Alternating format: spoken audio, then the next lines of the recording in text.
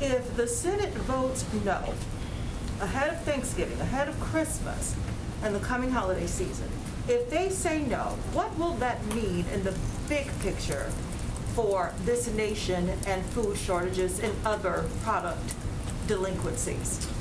Well, look, I would say I just want to make sure we're sending a clear message here about what the impacts of different things are. I know that's why you asked the question.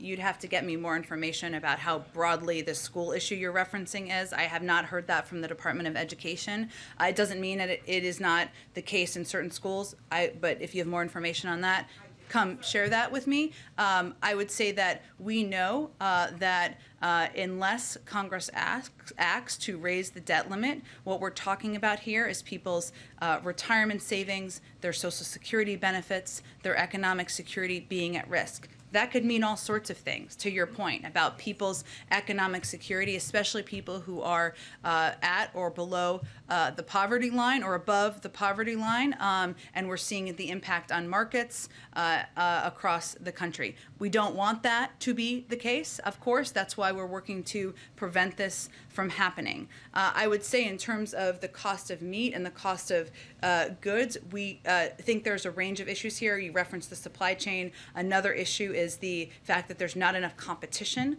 among big meat producers. It's something Secretary Vilsack spoke to when he was here just a few weeks ago, and something our Department of Agriculture and the Department of Justice also are working to take steps to address.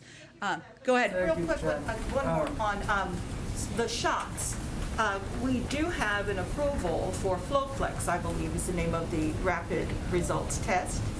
And we were expecting today to hear more information about that, but I've written about this, and the New York Times is saying that one of the problems even in going to places like CVS to get a test is in some places you can't even buy a rapid results test.